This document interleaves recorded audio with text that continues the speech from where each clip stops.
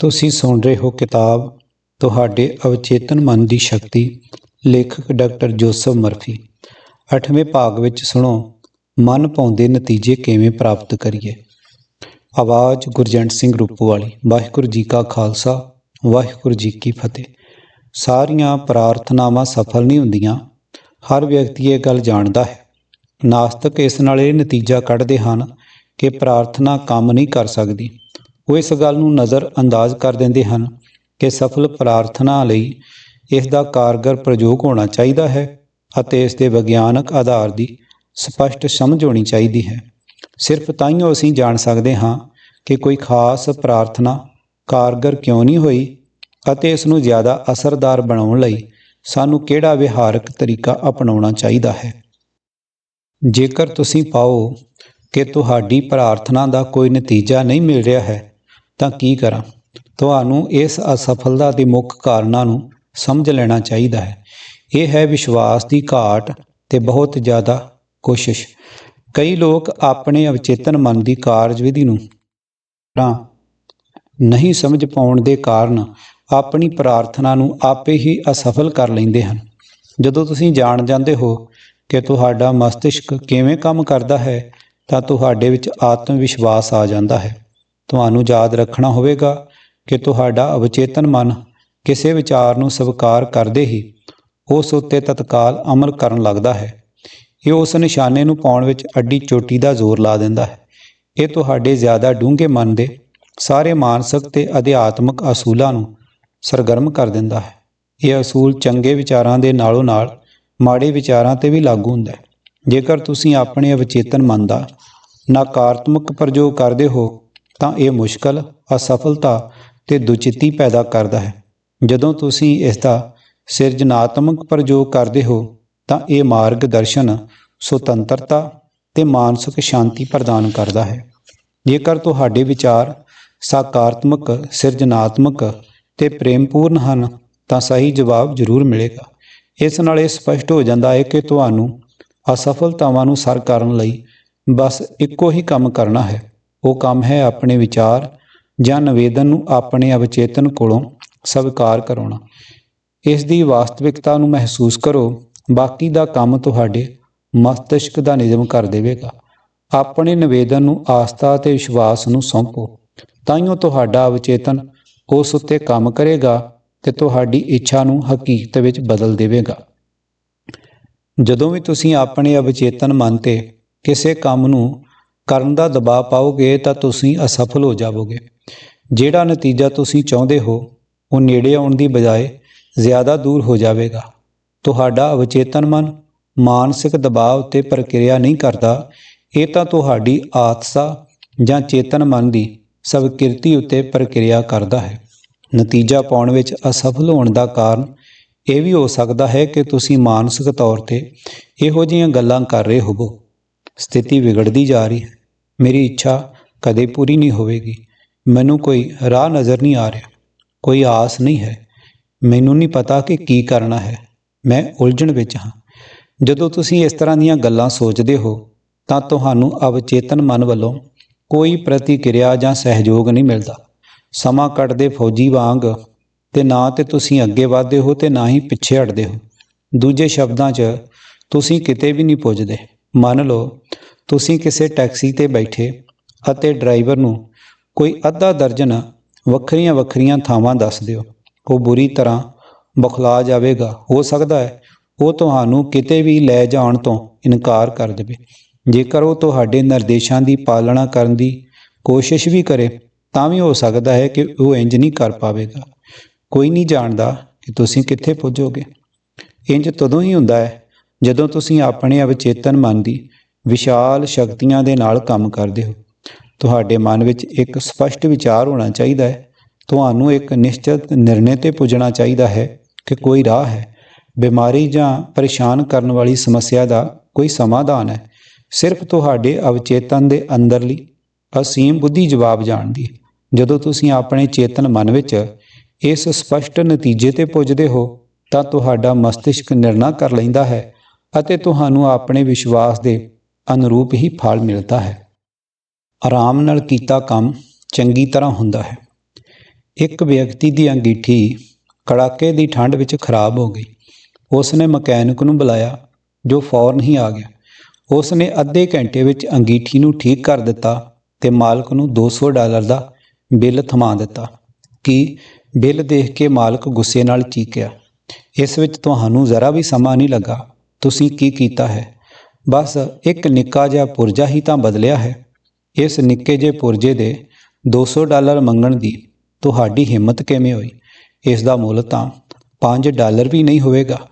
Mechanic ਮੋਢੇ ਉਚਲਾ ਕੇ ਬੋਲਿਆ, ਮੈਂ ਉਸ ਟੁੱਟੇ ਹੋਏ ਪੁਰਜੇ ਦੇ ਤਾਂ ਤੁਹਾਡੇ ਕੋਲੋਂ ਸਿਰਫ $2 ਹੀ ਲਏ ਹਨ। ਮੈਂ ਇਸ ਨੂੰ ਇੰਨੇ ਵਿੱਚ ਹੀ ਖਰੀਦਿਆ ਸੀ। ਮਕਾਨ ਮਾਲਕ ਦੇ ਉਸ ਦੇ ਚਿਹਰੇ ਦੇ ਸਾਹਮਣੇ ਬਿੱਲ ਲਹਿਰਾਇਆ। $2? ਉਹ ਚੀਕਿਆ, ਇਸ ਵਿੱਚ ਤਾਂ $200 ਲਿਖਿਆ ਹੈ। ਠੀਕ ਹੈ, ਮਕੈਨਿਕ ਬੋਲਿਆ, ਬਾਕੀ $198 ਤਾਂ ਇਹ ਜਾਣਨ ਦੇ ਹਨ ਕਿ ਗੜਬੜੀ ਕਿੱਥੇ ਸੀ ਤੇ ਉਸ ਨੂੰ ਕਿਵੇਂ ਠੀਕ ਕੀਤਾ ਜਾਵੇ।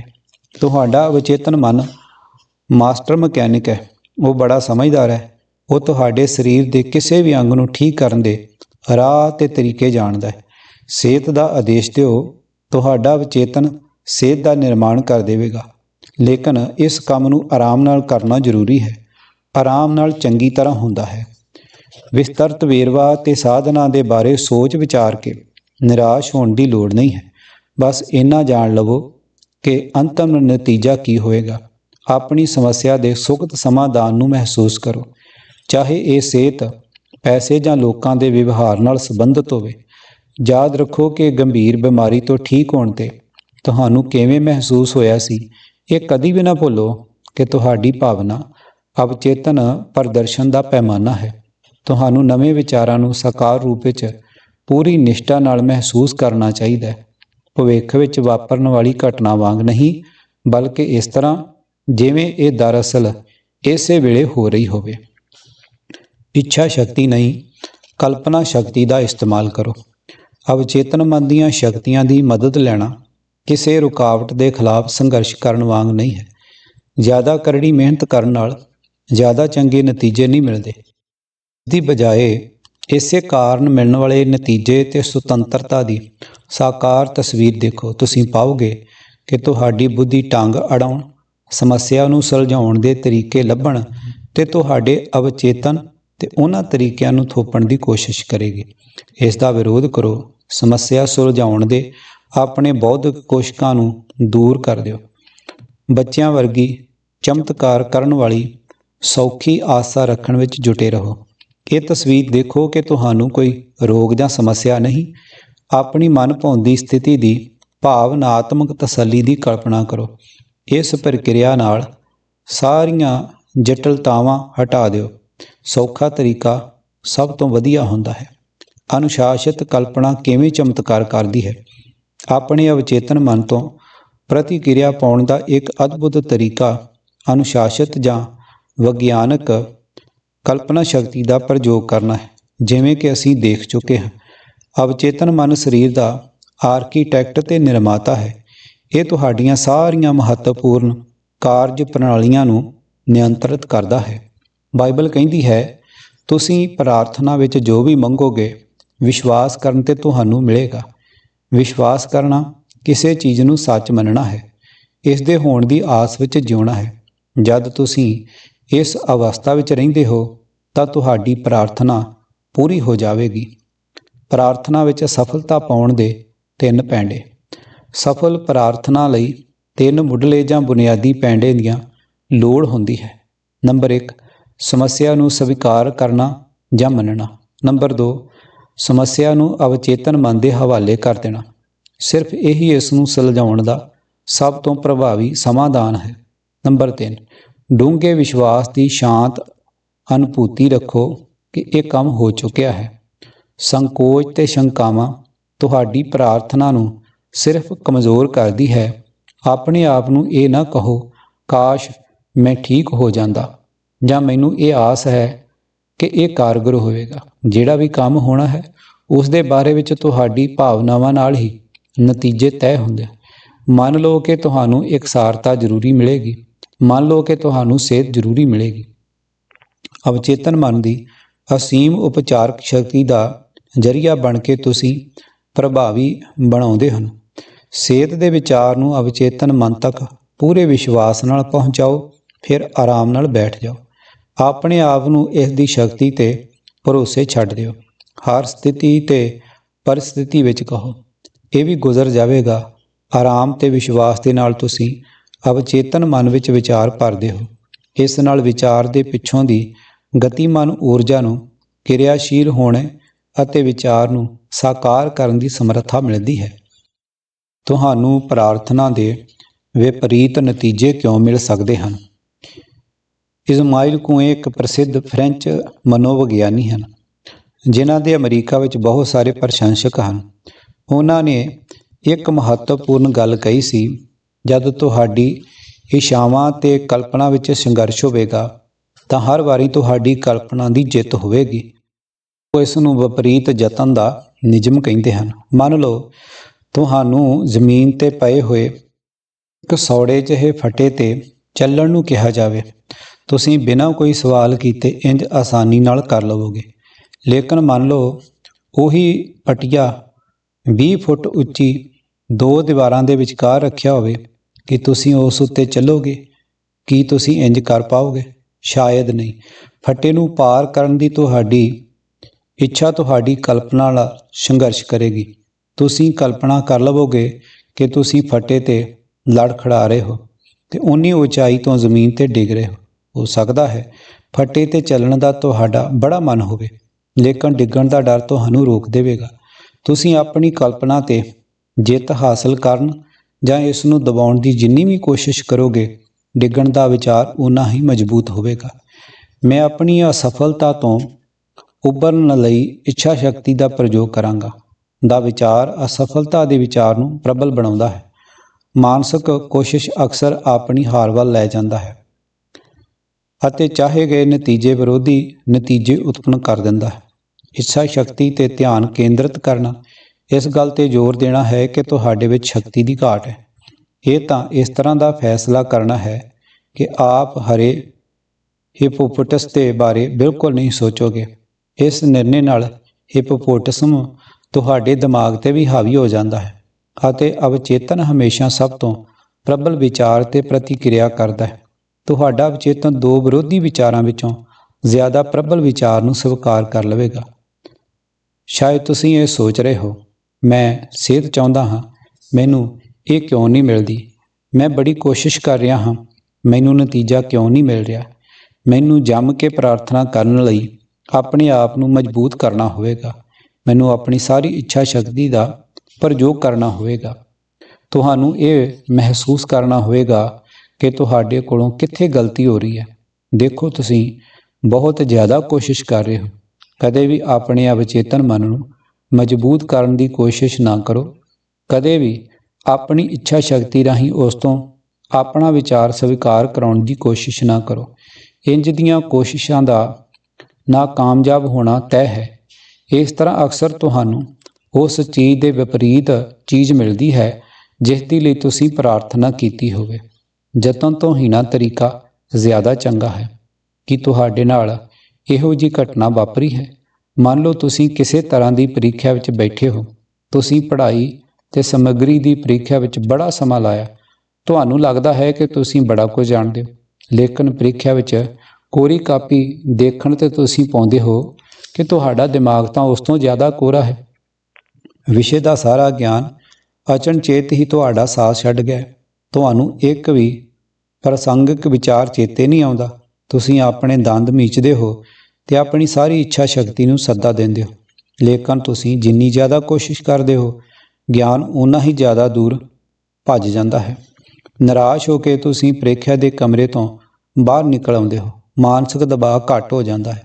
ਜਿਹੜੇ ਜਵਾਬਾਂ ਦੀ ਤੁਸੀਂ ਕੁਝ ਮਿੰਟ ਪਹਿਲਾਂ ਤੱਕ ਇੰਨੀ ਬੇਤਾਬੀ ਨਾਲ ਤਲਾਸ਼ ਕਰ ਰਹੇ ਸੀ, ਅਚਨਚੇਤ ਹੀ ਉਹ ਆਪਣੇ ਆਪ ਤੁਹਾਡੇ ਦਿਮਾਗ ਵਿੱਚ ਪ੍ਰਵਾਹਿਤ ਹੋਣ ਲੱਗਦੇ ਹਨ। ਤੁਸੀਂ ਉਸ ਵਿਸ਼ੇ ਨੂੰ ਜਾਣਦੇ ਸੀ, ਲੇਕਿਨ ਤਦੋਂ ਨਹੀਂ ਜਦੋਂ ਤੁਹਾਨੂੰ ਉਸ ਦੀ ਲੋੜ ਸੀ। ਤੁਹਾਡੀ ਗਲਤੀ ਇਹ ਸੀ ਕਿ ਤੁਸੀਂ ਯਾਦ ਰੱਖਣ ਲਈ ਆਪਣੇ ਆਪ ਨੂੰ ਮਜ਼ਬੂਤ ਕਰਨ ਦੀ ਕੋਸ਼ਿਸ਼ ਕੀਤੀ। ਵਿਪਰੀਤ ਪ੍ਰਯਾਸ ਦੇ ਨਿਯਮ ਮੁਤਾਬਕ ਇਸ ਨਾਲ ਸਫਲਤਾ ਨਹੀਂ ਬਲਕਿ ਅਸਫਲਤਾ ਮਿਲਦੀ ਹੈ। ਤੁਹਾਨੂੰ ਉਸ ਦਾ ਠੀਕ ਪੁੱਠਾ ਨਤੀਜਾ ਮਿਲਿਆ, ਜਿਹੜਾ ਤੁਹਾਨੂੰ ਚਾਹੀਦਾ ਸੀ ਜਾਂ ਜਿਸ ਦੇ ਲਈ ਤੁਸੀਂ ਪ੍ਰਾਰਥਨਾ ਕੀਤੀ ਸੀ। ਇੱਛਾ ਅਤੇ ਕਲਪਨਾ ਸ਼ਕਤੀ ਦੇ ਸੰਘਰਸ਼ ਨੂੰ ਹੱਲ ਕਰਨਾ ਚਾਹੀਦਾ ਹੈ। ਮਾਨਸਿਕ ਸ਼ਕਤੀ ਜਾਂ ਇੱਛਾ ਸ਼ਕਤੀ ਦਾ ਪ੍ਰਯੋਗ ਕਰਨਾ ਇਹ ਮੰਨ ਲੈਣਾ ਹੈ ਕਿ ਕਿਤੇ ਨਾ ਕਿਤੇ ਵਿਰੋਧ ਹੈ। ਬਹਰਹਾਲ ਵਿਰੋਧ ਦੀ ਕਲਪਨਾ ਕਰਨ ਨਾਲ ਵਿਰੋਧ ਉਤਪੰਨ ਹੋ ਜਾਂਦਾ ਹੈ। ਜੇਕਰ ਤੁਹਾਡਾ ਧਿਆਨ ਮਨਭਾਉਂਦੀ ਵਸਤੂ ਨੂੰ ਹਾਸਲ ਕਰਨ ਦੀ ਰੁਕਾਵਟਾਂ 'ਤੇ ਕੇਂਦਰਿਤ ਹੈ ਤਾਂ ਇਸ ਦਾ ਮਤਲਬ ਹੈ ਕਿ ਇਹ ਤੁਹਾਡੇ ਮਨ ਚਾਹੇ ਨਤੀਜੇ ਨੂੰ ਹਾਸਲ ਕਰਨ ਦੇ ਸਾਧਨ 'ਤੇ ਕੇਂਦਰਿਤ ਨਹੀਂ ਹੈ। ਬਾਈਬਲ ਵਿੱਚ ਕਿਹਾ ਗਿਆ ਹੈ, ਜੇਕਰ ਤੁਹਾਡੇ ਵਿੱਚੋਂ ਦੋ ਲੋਕ ਦੁਨੀਆ ਵਿੱਚ ਕਿਸੇ ਵੀ ਗੱਲ 'ਤੇ ਸਹਿਮਤ ਹੋ ਜਾਣ ਅਤੇ ਮੰਗਣ ਤਾਂ ਸੁਰਗ ਵਿੱਚ ਬੈਠਿਆਂ ਮੇਰਾ ਪਿਤਾ ਉਹਨਾਂ ਨੂੰ ਦੇ ਦੇਣਗੇ। ਇਹ ਦੋਵੇਂ ਕੌਣ ਹਨ ਜਿਨ੍ਹਾਂ ਦੇ ਬਾਰੇ ਵਿੱਚ ਬੋਲਿਆ ਗਿਆ ਹੈ? ਇਹ ਕਿਸੇ ਵਿਚਾਰ, ਇੱਛਾ ਜਾਂ ਮਾਨਸਿਕ ਛਵੀ ਤੇ ਤੁਹਾਡੇ ਚੇਤਨ ਤੇ ਅਵਚੇਤਨ ਦੇ ਵਿਚਕਾਰਲੇ ਇੱਕ ਸੁਰਤਾਪੂਰਨ ਮੇਲ ਜਾਂ ਸਹਿਮਤੀ ਦੇ ਪ੍ਰਤੀਕ ਹਨ। ਜਦੋਂ ਤੁਹਾਡੇ ਮਸਤਿਸ਼ਕ ਦੇ ਵੱਖਰੇ ਵੱਖਰੇ ਹਿੱਸਿਆਂ ਵਿੱਚ ਕੋਈ ਸੰਘਰਸ਼ ਨਹੀਂ ਹੋਵੇਗਾ ਤਾਂ ਤੁਹਾਡੀ ਪ੍ਰਾਰਥਨਾ ਦਾ ਨਤੀਜਾ ਮਿਲੇਗਾ। ਜਿਹੜਾ ਦੋ ਲੋਕ ਸਹਿਮਤ ਹਨ ਉਹ ਹੋ ਸਕਦਾ ਹੈ ਤੁਸੀਂ ਤੇ ਤੁਹਾਡੀ ਇੱਛਾ ਹੋਵੇ, ਤੁਹਾਡਾ ਵਿਚਾਰ ਤੇ ਭਾਵਨਾ ਜਾਂ ਭਾਵ ਹੋਏ, ਤੁਹਾਡੀ ਇੱਛਾ ਤੇ ਕਲਪਨਾ ਹੋਵੇ। ਆਪਣੀਆਂ ਇੱਛਾਵਾਂ ਤੇ ਕਲਪਨਾਵਾਂ ਵਿੱਚ ਸਾਰੇ ਸੰਘਰਸ਼ਾਂ ਤੋਂ ਬਚਣ ਦਾ ਨਤੀਜਾ ਨਿਸ਼ਕ੍ਰਿਆ ਉਨੀਂਦਰੇ ਅਵਸਥਾ ਵਿੱਚ ਪੁੱਜਣਾ ਹੈ, ਜਿਹੜੀ ਸਾਰੀਆਂ ਕੋਸ਼ਿਸ਼ਾਂ ਨੂੰ ਘੱਟ ਕਰ ਦਿੰਦੀ ਹੈ। ਚੇਤਨ ਮਨ ਉਨੀਂਦਰੀ ਅਵਸਥਾ ਵਿੱਚ ਕਾਫੀ ਹੱਦ ਤਾਈਂ ਡੁੱਬ ਜਾਂਦਾ ਹੈ। ਤੁਹਾਡੇ ਅਵਚੇਤਨ ਨੂੰ ਸਰਾਬੋਰ ਕਰਨ ਦਾ ਸਭ ਤੋਂ ਸਮਾਂ ਸੌਣ ਤੋਂ ਠੀਕ ਪਹਿਲੇ ਦਾ ਹੈ। ਇਹੋ ਜਿਹਾ ਇਸ ਕਰਕੇ ਹੈ ਕਿਉਂਕਿ ਅਵਚੇਤਨ ਸੌਣ ਤੋਂ ਠੀਕ ਪਹਿਲਾਂ ਤੇ ਜਾਗਣ ਦੇ ਠੀਕ ਬਾਅਦ ਸਭ ਤੋਂ ਜ਼ਿਆਦਾ ਕਿਰਿਆਸ਼ੀਲ ਹੁੰਦਾ ਹੈ। ਇਸ ਅਵਸਥਾ ਵਿੱਚ ਉਹ ਨਕਾਰਾਤਮਕ ਵਿਚਾਰ ਤੇ ਤਸਵੀਰਾਂ ਨਹੀਂ ਰਹਿੰਦੀਆਂ ਜਿਹੜੀਆਂ ਤੁਹਾਡੀਆਂ ਇੱਛਾਵਾਂ ਨੂੰ ਨਕਾਰਦੀਆਂ ਹਨ ਤੇ ਤੁਹਾਡੇ ਅਵਚੇਤਨ ਮਨ ਰਾਹੀਂ ਉਹਨਾਂ ਦੀ ਸਵੀਕ੍ਰਿਤੀ ਨੂੰ ਰੋਕਦੀਆਂ ਹੋਣ। ਜਦੋਂ ਤੁਸੀਂ ਮਨੋਕਾਮਨਾ ਪੂਰੀ ਹੋਣ ਦੀ ਵਾਸਤਵਿਕਤਾ ਦੀ ਕਲਪਨਾ ਕਰਦੇ ਹੋ ਤੇ ਉਪਲਬਧੀ ਦਾ ਰੋਮਾਂਚ ਮਹਿਸੂਸ ਕਰਦੇ ਹੋ ਤਾਂ ਤੁਹਾਡਾ ਅਵਚੇਤਨ ਤੁਹਾਡੀ ਮਨੋਕਾਮਨਾ ਪੂਰੀ ਕਰ ਦਿੰਦਾ ਹੈ। ਬੜੇ ਸਾਰੇ ਲੋਕ ਆਪਣੀ ਸਾਰੀ ਦੁਚਿੱਤੀਆਂ ਅਤੇ ਸਮੱਸਿਆਵਾਂ ਨੂੰ ਆਪਣੀ ਨਿਯੰਤਰਿਤ, ਨਿਰਦੇਸ਼ਿਤ ਅਤੇ ਅਨੁਸ਼ਾਸਿਤ ਕਲਪਨਾ ਨਾਲ ਸੁਲਝਾ ਲੈਂਦੇ ਹਨ। ਉਹ ਜਾਣਦੇ ਹਨ ਕਿ ਉਹ ਜਿਹੜੀ ਕਲਪਨਾ ਕਰਦੇ ਹਨ ਅਤੇ ਜਿਹੜੇ ਸੱਚ ਨੂੰ ਮਹਿਸੂਸ ਕਰਦੇ ਹਨ ਉਹ ਹੋਵੇਗਾ ਅਤੇ ਅਵੱਸ਼ ਹੋਵੇਗਾ। ਸ਼ਾਰਾ ਨਾਂ ਦੀ ਇੱਕ ਮੁਟਿਆਰ ਬੜੀ ਨਿਰਾਸ਼ਤਾ ਵਿੱਚ ਮੇਰੇ ਕੋਲ ਆਈ। ਉਹ ਇੱਕ ਲੰਮੇ ਜਟਲ ਮੁਕੱਦਮੇ ਵਿੱਚ ਉਲਝੀ ਹੋਈ ਸੀ। ਦੀਆਂ ਤਾਰੀਖਾਂ ਵੱਧਦੀਆਂ ਜਾ ਰਹੀਆਂ ਸਨ ਅਤੇ ਕੋਈ ਅੰਤ ਨਜ਼ਰ ਨਹੀਂ ਸੀ ਆ ਰਿਹਾ। ਉਸ ਦੀ ਸਭ ਤੋਂ ਡੂੰਘੀ ਇੱਛਾ ਮੁਕੱਦਮੇ ਦਾ ਇੱਕ ਸੁਰਤਾਪੂਰਨ ਸਮਾਧਾਨ ਸੀ। ਬਹਰਹਾਲ ਉਸ ਦੀ ਮਾਨਸਿਕ ਤਸਵੀਰਾਂ ਅਸਫਲਤਾ, ਨੁਕਸਾਨ, ਦੀਵਾਲੀਆਪਣ ਅਤੇ ਗਰੀਬੀ ਨਾਲ ਭਰੀ ਹੋਈ ਸੀ। ਨਤੀਜਾ ਉਂਝ ਹੀ ਮਿਲਿਆ ਜਿਵੇਂ ਕੁਐਂ ਨੇ ਭਵਿੱਖਬਾਣੀ ਕੀਤੀ ਸੀ। ਉਸ ਦੀ ਕਲਪਨਾ ਸ਼ਕਤੀ ਉਸ ਦੀ ਇੱਛਾ 'ਤੇ ਹਾਵੀ ਹੋ ਗਈ ਅਤੇ ਮੁਕੱਦਮਾ ਟਲਦਾ ਰਿਹਾ। ਮੇਰੇ ਸੁਝਾਅ ਅਤੇ ਇਸ਼ਾਰਾ ਹਰ ਰਾਤ ਸੌਣ ਸਮੇਂ ਆਪਣੇ ਆਪ ਨੂੰ ਅਨੀਂਦਰੀ, ਨਿਸ਼ਕ੍ਰਿਆ ਅਵਸਥਾ ਵਿੱਚ ਲੈ ਜਾਂਦੀ ਤੇ ਆਪਣੀ ਸਮੱਸਿਆ ਦੇ ਸਭ ਤੋਂ ਚੰਗੇ ਸੰਭਾਵਿਤ ਅੰਤ 'ਤੇ ਕਲਪਨਾ ਕਰਨ ਲੱਗਦੀ ਸੀ। ਇਹ ਉਸ ਦੀ ਪੁਰਜ਼ੋਰ ਕੋਸ਼ਿਸ਼ ਕਰਦੀ ਸੀ। ਉਹ ਜਾਣਦੀ ਸੀ ਕਿ ਉਸ ਦੇ ਦਿਮਾਗ ਦੀ ਤਸਵੀਰ ਅਖੀਰ ਉਸ ਦੇ ਦਿਲ ਦੀ ਇੱਛਾ ਦੇ ਅਨੁਰੂਪ ਬਣ ਜਾਵੇਗੀ। ਨਿਸ਼ਕ੍ਰਿਆ ਹੋਣ 'ਤੇ ਉਹ ਬੜੇ ਚਿਤਰਾਤਮਕ ਤਰੀਕੇ ਨਾਲ ਇਹ ਕਲਪਨਾ ਕਰਨ ਲੱਗਦੀ ਕਿ ਮੁਕੱਦਮਾ ਖਤਮ ਹੋਣ ਤੋਂ ਬਾਅਦ ਉਹ ਆਪਣੇ ਵਕੀਲ ਨਾਲ ਮਿਲ ਰਹੀ ਹੈ, ਨਤੀਜੇ ਦੇ ਬਾਰੇ ਸਵਾਲ ਪੁੱਛ ਰਹੀ ਸੀ ਅਤੇ ਉਸ ਦੇ ਸਪਸ਼ਟੀਕਰਨ ਸੁਣ ਰਹੀ ਸੀ। ਉਸਨੇ ਸੁਣਿਆ ਕਿ ਵਕੀਲ ਉਸ ਨੂੰ ਵਾਰ-ਵਾਰ ਕਹਿ ਰਿਹਾ ਸੀ, ਮੁਕੱਦਮੇ ਦਾ ਕੋਰਟ ਤੋਂ ਬਾਹਰ ਸਮਝੌਤਾ ਹੋ ਗਿਆ ਹੈ। ਇਹ ਬਿਲਕੁਲ ਠੀਕ ਸਮਾਧਾਨ ਹੈ। ਦਿਨੇ ਜਦ ਡਰ ਦੇ ਵਿਚਾਰ ਉਸ ਦੇ ਦਿਮਾਗ ਵਿੱਚ ਆਉਂਦੇ ਸਨ ਤਾਂ ਸ਼ਾਰਾ ਵਕੀਲ ਤੋਂ ਮੁਲਾਕਾਤ ਦਾ ਮਾਨਸਿਕ ਵੀਡੀਓ ਟੇਪ ਚਲਾ ਦਿੰਦੀ ਸੀ, ਜਿਸ ਵਿੱਚ ਸ਼ਬਦ ਤੇ ਹਾਵ ਭਾਵ ਵੀ ਸਨ। ਉਸ ਨੇ ਵਕੀਲ ਦੀ ਮੁਸਕਰਾਹਟ, ਉਸ ਦੇ ਅੰਦਾਜ਼, ਉਸ ਦੀ ਆਵਾਜ਼, ਉਸ ਦੇ ਖਾਸ ਸ਼ਬਦਾਂ ਦੀ ਕਲਪਨਾ ਕੀਤੀ। ਉਸ ਨੇ ਇਹ ਇੰਨੀ ਜ਼ਿਆਦੀ ਵਾਰ ਤੇ ਇੰਨੀ ਲਗਨ ਨਾਲ ਕੀਤਾ ਕਿ ਡਰ ਦਿਮਾਗ ਵਿੱਚ ਵੜਨ ਤੋਂ ਪਹਿਲਾਂ ਹੀ ਖਤਮ ਹੋ ਗਿਆ। ਕੁਝ ਹਫ਼ਤਿਆਂ ਬਾਅਦ ਉਸ ਦੇ ਵਕੀਲ ਨੇ ਫੋਨ ਕੀਤਾ। ਉਸ ਨੇ ਉਹੀ ਕਿਹਾ ਜਿਸ ਦੀ ਉਹ ਕਲਪਨਾ ਕਰ ਰਹੀ ਸੀ ਅਤੇ ਸੱਚ ਮੰਨ ਰਹੀ ਸੀ। ਮੁਕੱਦਮੇ ਵਿੱਚ ਸਮਝੌਤਾ ਹੋ ਗਿਆ ਅਤੇ ਉਹ ਜਾਣਦੀ ਸੀ ਕਿ ਸਮਝੌਤਾ ਠੀਕ ਹੀ ਹੋਵੇਗਾ। ਇਹੀ ਭਜਨਕਾਰ ਦਾ ਮਤਲਬ ਸੀ ਜਦੋਂ ਉਸਨੇ ਲਿਖਿਆ ਸੀ, ਮੇਰੇ ਸ਼ਬਦ ਤੁਹਾਡੇ ਵਿਚਾਰ ਤੇ ਮਾਨਸਿਕ ਤਸਵੀਰਾਂ ਅਤੇ ਮੇਰੇ ਹਿਰਦੇ ਦਾ ਮਨਨ ਤੁਹਾਡੀ ਭਾਵਨਾ, ਪ੍ਰਕਿਰਤੀ ਭਾਵ ਤੁਸੀਂ ਸਵੀਕਾਰ ਕਰੋ। हे ਈਸ਼ਵਰ, ਤੁਹਾਡੇ ਅਵਚੇਤਨ ਮਨ ਦਾ ਨਿਯਮ, ਮੇਰੀ ਸ਼ਕਤੀ ਤੇ ਮੇਰੇ ਉਧਾਰਕ, ਤੁਹਾਡੇ ਅਵਚੇਤਨ ਮਨ ਦੀ ਸ਼ਕਤੀ ਅਤੇ ਬੁੱਧੀਮਤਾ ਜਿਹੜੀ ਬਿਮਾਰੀ, ਬੰਧਨਾਂ ਅਤੇ ਦੁੱਖ ਤੋਂ ਤੁਹਾਡਾ ਉਧਾਰ ਕਰ ਸਕਦੀ ਹੈ। ਯਾਦ ਰੱਖਣ ਲਾਇਕ ਵਿਚਾਰ। ਨੰਬਰ 1, ਮਾਨਸਿਕ ਦਬਾਅ ਜਾਂ ਬਹੁਤ ਜ਼ਿਆਦਾ ਕੋਸ਼ਿਸ਼ ਤਣਾਅ ਤੇ ਡਰ ਦਾ ਸੂਚਕ ਹੈ। ਇਹ ਪ੍ਰਾਰਥਨਾ ਦੇ ਜਵਾਬ ਨੂੰ ਰੋਕਦੇ ਹਨ। ਆਰਾਮ ਨਾਲ ਕੰਮ ਚੰਗੀ ਤਰ੍ਹਾਂ ਹੁੰਦਾ ਹੈ। ਨੰਬਰ 2, ਜਦ ਨਿਸ਼ਕ੍ਰਿਆ ਅਵਸਥਾ ਵਿੱਚ ਤੁਸੀਂ ਕਿਸੇ ਵਿਚਾਰ ਨੂੰ ਸਵੀਕਾਰ ਕਰਦੇ ਹੋ ਤਾਂ ਤੁਹਾਡਾ ਅਵਚੇਤਨ ਉਸ ਵਿਚਾਰ ਨੂੰ ਸਾਕਾਰ ਕਰਨ ਵਿੱਚ ਜੁਟ ਜਾਂਦਾ ਹੈ। ਨੰਬਰ 3, ਰਵਾਇਤੀ ਤਰੀਕਿਆਂ ਤੋਂ ਮੁਕਤ ਹੋ ਕੇ ਸੋਚੋ ਤੇ ਯੋਜਨਾ ਬਣਾਓ। ਜਾਣ ਲਓ ਕਿ ਹਮੇਸ਼ਾ ਹਰ ਸਵਾਲ ਦਾ ਕੋਈ ਨਾ ਕੋਈ ਜਵਾਬ ਹੁੰਦਾ ਹੈ ਅਤੇ ਹਰ ਸਮੱਸਿਆ ਦਾ ਕੋਈ ਨਾ ਕੋਈ ਸਮਾਧਾਨ ਹੁੰਦਾ ਹੈ। ਨੰਬਰ 4, ਆਪਣੇ ਦਿਲ ਦੀਆਂ ਧੜਕਣਾਂ, ਫੇਫੜਿਆਂ ਦੇ ਸਾਹ ਲੈਣ ਜਾਂ ਸਰੀਰ ਦੇ ਕਿਸੇ ਅੰਗ ਦੇ ਕਾਰਜ ਨੂੰ ਲੈ ਕੇ ਜ਼ਿਆਦਾ ਚਿੰਤਤ ਨਾ ਹੋਵੋ।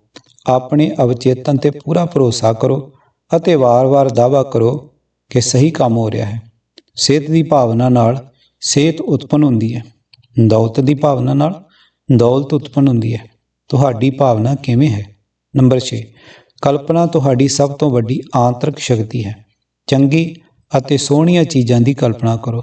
ਤੁਸੀਂ ਉਸੇ ਤਰ੍ਹਾਂ ਦੇ ਹੋ ਜਿਵੇਂ ਤੁਸੀਂ ਆਪਣੇ ਬਾਰੇ ਕਲਪਨਾ ਕਰਦੇ ਹੋ।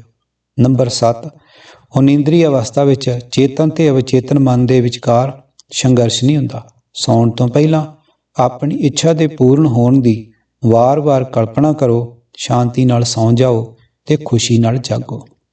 ਤੁਸੀਂ ਸੁਣ ਰਹੇ ਸੀ ਕਿਤਾਬ ਤੁਹਾਡੇ ਅਵਚੇਤਨ ਮਨ ਦੀ ਸ਼ਕਤੀ, ਲੇਖਕ ਡਾਕਟਰ ਜੋਸਫ ਮਰਫੀ। ਤੁਸੀਂ ਸੁਣਿਆ ਕਿਤਾਬ ਦਾ 8ਵਾਂ ਭਾਗ, ਆਵਾਜ਼ ਗੁਰਜੰਟ ਸਿੰਘ ਰੂਪਵਾਲੀ। ਵਾਹਿਗੁਰੂ ਜੀ ਕਾ ਖਾਲਸਾ, ਵਾਹਿਗੁਰੂ ਜੀ ਕੀ ਫਤਿਹ।